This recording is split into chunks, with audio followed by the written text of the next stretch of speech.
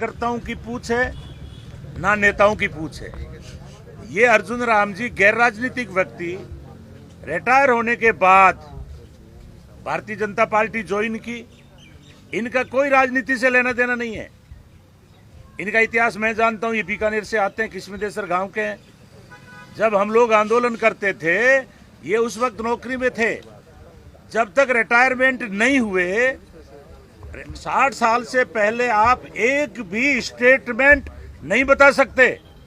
दुर्भाग्य यह है कि भारतीय जनता पार्टी में लेडर चाहिए, सीडी, ताकि वो सीडी के माध्यम से लोग जो है दिल्ली तक पहुंच जाए।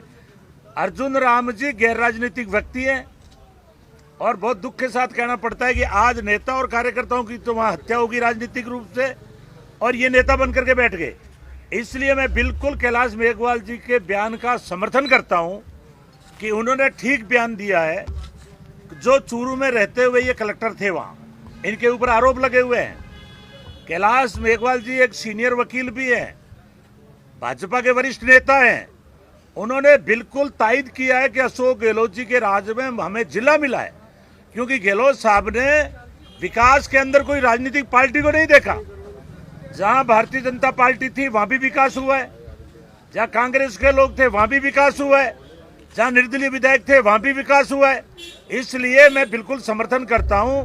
और अर्जुन राम जी तो जब कोरोना आए थे तो उस टाइम भाभी जी के पापड़ लेके खड़े हो गए थे कि भाभी जी के पापड़ खाओ और कोरोना भगाओ।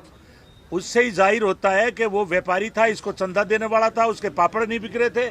अन्यथा एक कलेक्टर रहा हुआ आदमी और पापड़ से कोरोना भगा रहा है, और शाम को अपनी मिसेज को लेके कहता है को अपने दीप तो जलाना है, मोदी जी का कहना है कोरोना भगाना है। कहने का मतलब है बिल्कुल अंधविश्वासी है, पुराने जमाने के आदमी है, खाली तंदूरे ढोलकी बजा के अपना टाइम पास करते हैं, लोगों को भ्रमित करते हैं।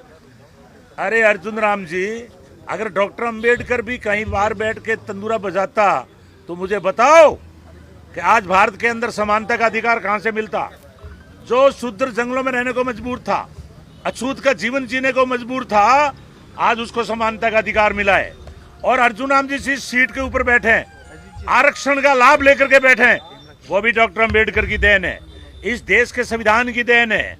आज आप देख रहे हो दलितों पर अत्याचार हो रहा है, जगह जगह महिलाओं पर अत्याचार हो रहा है, महंगाई आकाश छू रही है, बेरोजगारी जबरदस्त है। अग्निवीर ला करके सेना का सत्यानाश कर दिया। लेकिन अर्जुन राम पढ़े लिखे व्यक्ति होने के बावजूद भी एक स्टेटमेंट पूरे भारतवर्ष में नहीं दिया है, और आज यहां आकर के मुख्यमंत्री के दावेदार बने हुए हैं। इसलिए होना था, लेकिन अभी तक भी अर्जुन राम जी, आपने जैसे सावन के अंदर हरा घास होता है, हरा हरा चरा है, अभी आपने भाजपा का दूसरा रुख नहीं देखा है। आप आरएसएस के टूल बन के जिस ढंग से अपने नेताओं की कार सेवा कर रहे हो और काटने का काम कर रहे हो, ये भारतीय जनता पार्टी ने बड़ों बड़ों का इलाज भी किया है। लक्ष्मण बंगारू राष्ट्रीय अध्यक्ष थे, इन्हीं के लोगों ने लाख रुपए की रिश्वत देकर उनको फिट कर दिया था। इसलिए अर्जुन राम जी के खिलाफ जो कैलाश मेघवाल जी ने बयान दिया है बिल्कुल सही दिया है कि अशोक गहलोत जी का मुकाबला पूरे भारत में कोई सीएम नहीं कर सकता।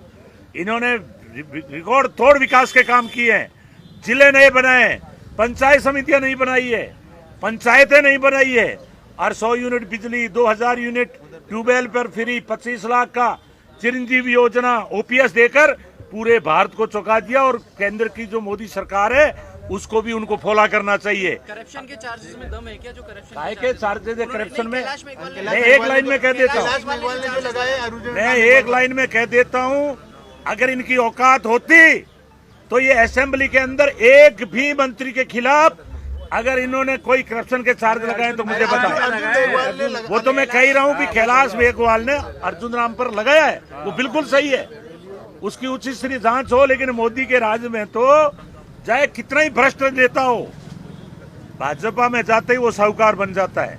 इसलिए अर्जुन राम की वही पोजीशन है। अर्जुन राम कोई राजस्थान के लीडर नहीं है, ये एक थोपे हुए नेता है। रिजर्व कोटे में पूर्ति करने के लिए इनको यस मैन चाहिए।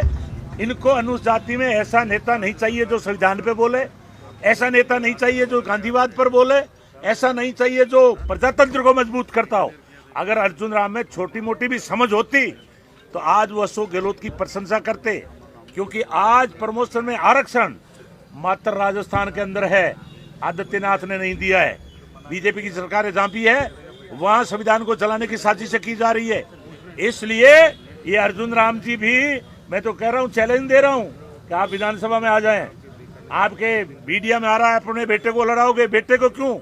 आप तो मुख्यमंत्री के दावेदार हो, आप आ जाएं, आपको पता लग जाएगा कि अशोक गहलोत जी क्या है और आप क्या है।